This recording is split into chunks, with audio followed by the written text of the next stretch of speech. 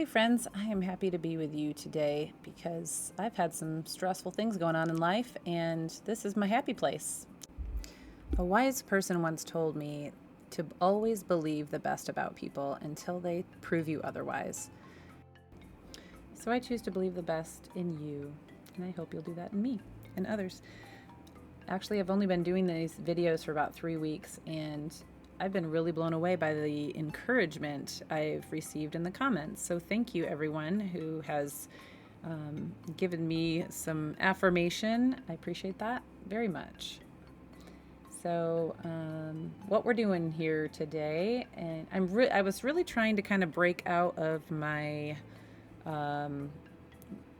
the track that I was on. So when I find a style of art that I really like, I tend to kind of become obsessed and follow the same pattern, the same sequence over and over.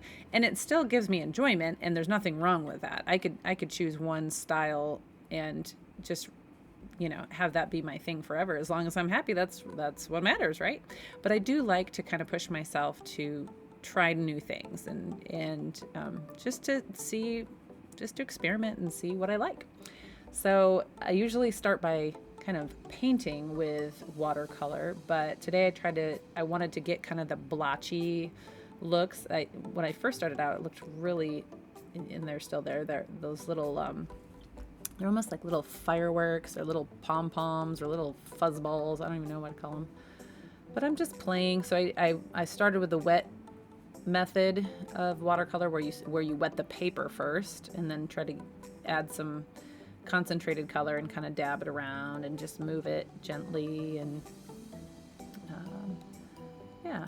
So I'm really just kind of trying to be intuitive here, and I thought, oh, there's some excess water. Maybe we can play around with some drips, moving the page around. Then you have to kind of re-wet, and you can always grab a sponge if you got too much water on. Just play.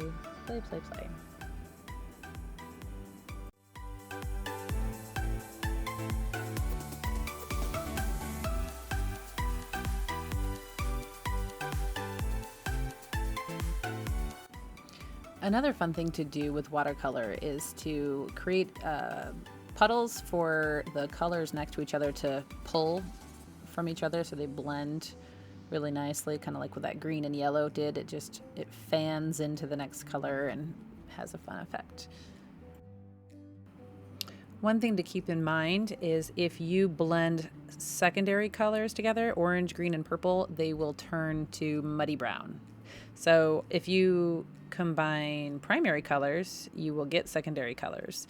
If you combined tertiary colors, which are next to each other on the color wheel, then you'll get a nice blend. So just if you are trying to kind of strategize with your watercolors and you want to make sure that if they're both wet and they're going to blend together, you want to keep that in mind.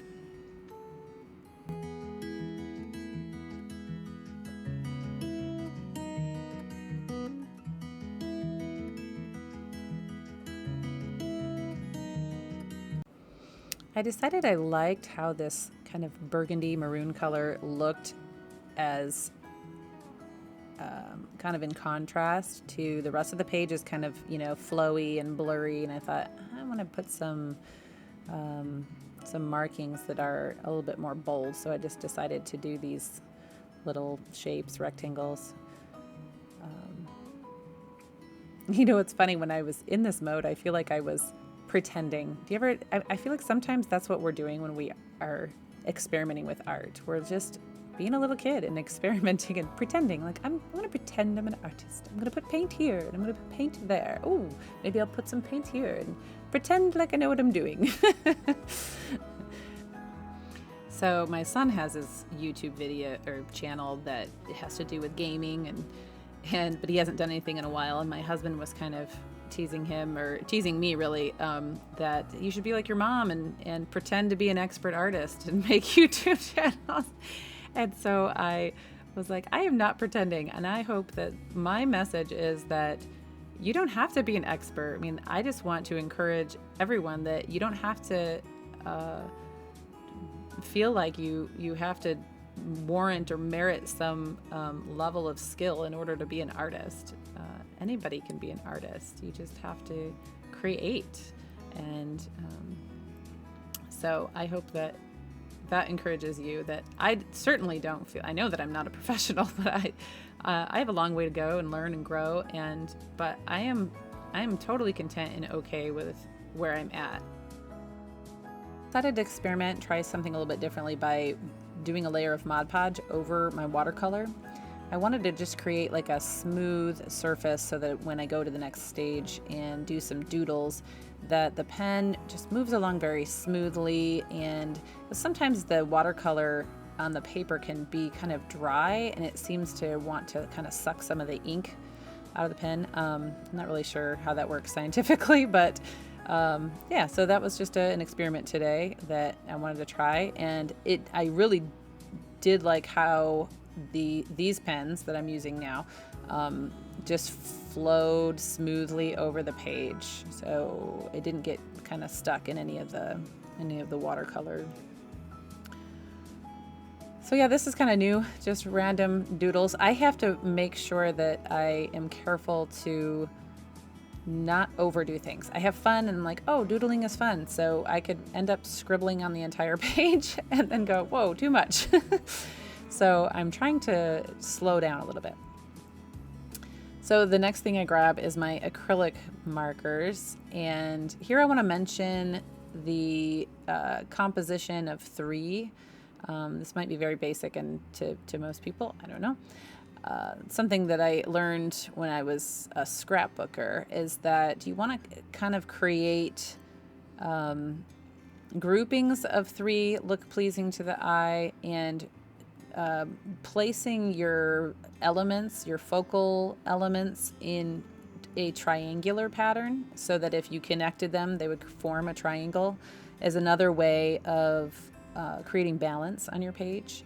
So that's something that is now, it's kind of seems like it's been it just kind of happens. I just almost do it automatically now. So as I said in the beginning, this has been a very stressful week. So I wanted to include my mood in there. So I decided to write Just Let It Go on there. And I left it alone. I wasn't sure how I liked it visually. So I kind of just let it sit there for a few minutes, and I did some other things. But as you'll see in a few minutes, I decided to end up covering it up, which I'm okay with, because again, this whole process is, especially this day that I was doing it, my purpose was to let go of some of the stress that I was experiencing. And I was able to do that just by putting it on the page. Just, the whole art process in general is very therapeutic.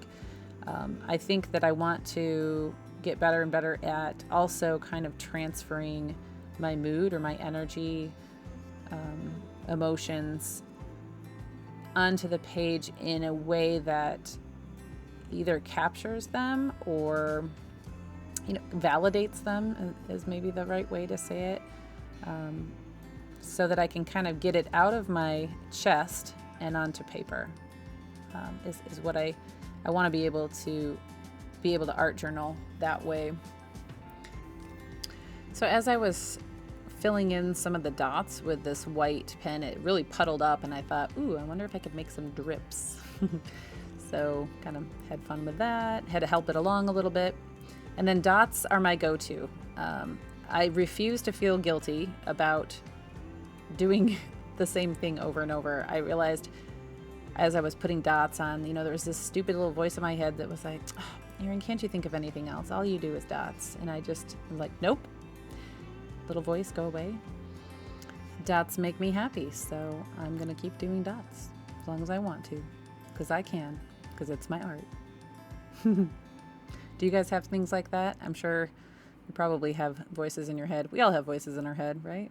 I hope so. I hope I'm not the only one. But we have to take our thoughts captive. And, I saw a good quote the other day that said, don't believe everything you think.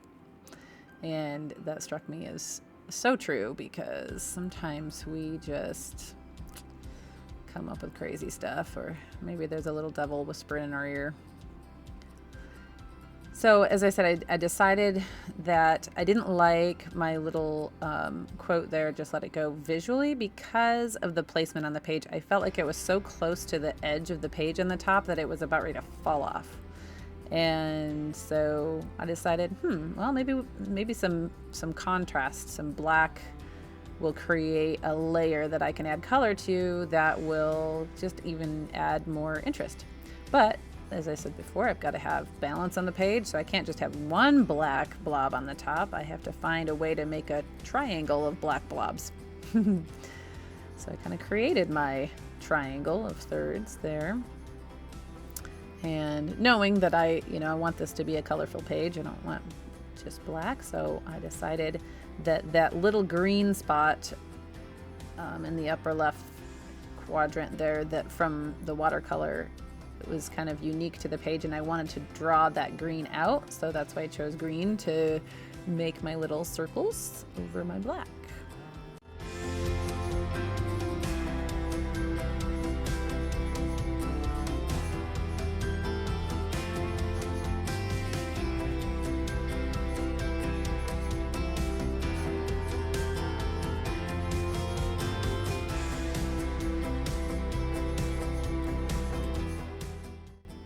So I've homeschooled my kids for, 13 years. One of them's graduated.